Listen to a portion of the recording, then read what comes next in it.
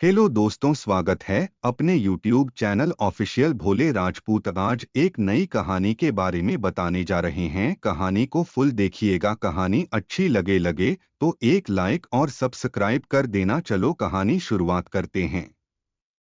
निर्दयी रानी की एक अनोखी प्रेम कहानी। धार्मिक कहानी। बहुत समय पहले की बात है। एक दूर देश में एक निर्दयी रानी राज करती थी। वह अपनी शक्ति और वैभव में इतनी मगन थी कि उसे किसी की भी पीड़ा से कोई फर्क नहीं पड़ता था। वह अपनी प्रजा से हमेशा कठोरता से पेश आती थी और किसी को भी उसकी शाही महलों में आने की अनुमति नहीं थी, सिवाय उन लोगों के जो उसकी इच्छा के अनुसार काम करते। रानी का एक प्रीतम नामक मंत्री था, जो उसे बहुत प्यार करता था, लेकिन रानी की निर्दयता के कारण उसने अपनी भावनाओं को कभी व्यक्त नहीं किया। वह जानता था कि रानी केवल अपनी शक्ति और वैभव से प्यार करती थी, न कि किसी व्यक्ति से। एक दिन रानी को एक संत के बारे में पता चला, जो दूर एक जंगल में निवास करता था और अपनी ज्ञान से लोगों का मार्गदर्शन करता था।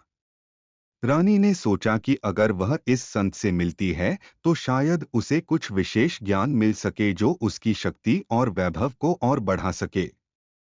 रानी ने संत के पास जाने का निश्चय किया और मंत्री को आदेश दिया कि वह उसे वहां ले जाए। मंत्री रानी के साथ जंगल में पहुंचा।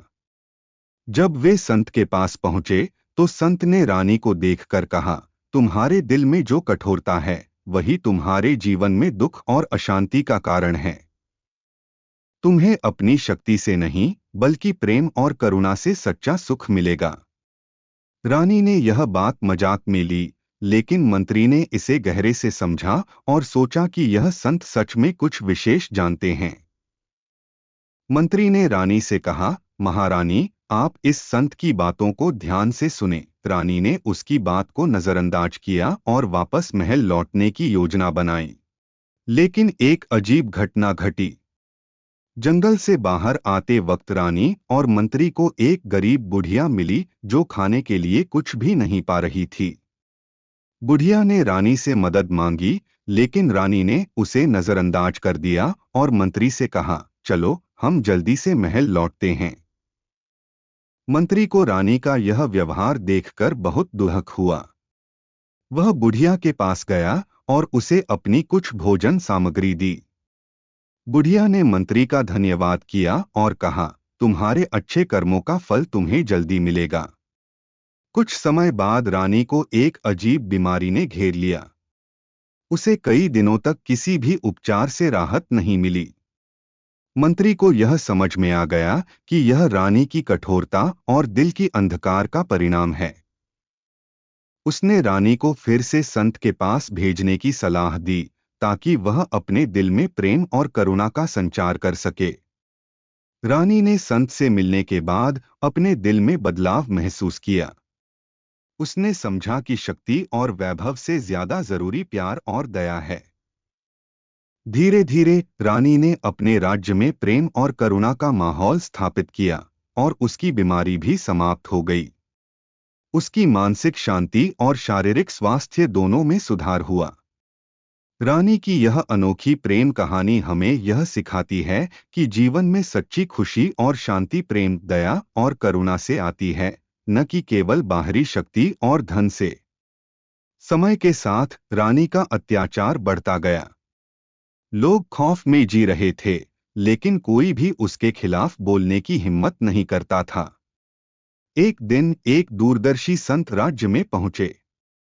उन्होंने रानी से कहा, तुम्हारे अत्याचार का परिणाम एक दिन तुम्हें भुगतना पड़ेगा। रानी ने हंसी में कहा, मैं शक्तिशाली हूं, मुझे किसी से डर नहीं लगता। संत ने जवाब दिया, शक्ति का वास्तविक मूल्य तब होता है जब उसे दया के साथ इस्तेमाल किया जाता है।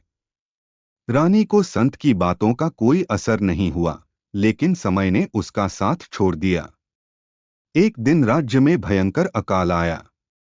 भूमि बंजर हो गई, नदियां सूख गईं और लोग भूख से मरने लगे। रानी ने अपनी शक्ति का उपयोग करके इस संकट से बाहर निकलने की कोशिश की, लेकिन उसकी निर्दयता ने उसे कोई सहानुभूति या सहयोग नहीं दिलवाया। राज्य की जनता अब उसकी दया की प्रतीक्षा कर रही थी, लेकिन रानी के पास देने के लिए कुछ नहीं था। 5वां अध्याय, पश्चाताप और बदला। अचानक एक दिन रानी को एक भयानक सपना आया, जिसमें उसे अपनी सभी क्रूरता और निर्दयता के परिणाम दिखाई दिए। उसने देखा कि जिस जिस पर उसने अत्याचार किया था, वही लोग अब उसके सामने खड़े थे, और वह खुद एक गरीब असहाय महिला बन चुकी थी। रानी जाग गई और उसने अपने कर्मों पर पछतावा किया। उसने अपने राज्य में सुधार लाने के लिए न केवल खुद को बल्कि अपनी पूरी व्यवस्था को बदलने का निर्णय लिया। उसने एक नई शुरुआत की, जहां न्याय और दया का सम्मान किया जाता था। समाप्ति, रानी का पुनर्निर्माण। रानी ने अपनी शक्ति का उपयोग लोगों की भलाई के लिए करना शुरू किया। उसने अकाल से प्रभावित किसानों की मदद की, भूखों को खाना दिया और अपने राज्य में दया और सहानुभूति को प्राथमिकता दी। अब राज्य में शांति और समृद्धि आई। रानी का हृदय अब नरम था और उसने सच्चे राजधर्म का पालन करना शुरू किया। कहानी का संदेश यह है कि किसी भी व्यक्ति की शक्ति और पद का असली मूल्य उसके द्वारा की गई दया और करुणा में है। निर्दयता और क्रूरता अंततः विनाश का कारण बनती है।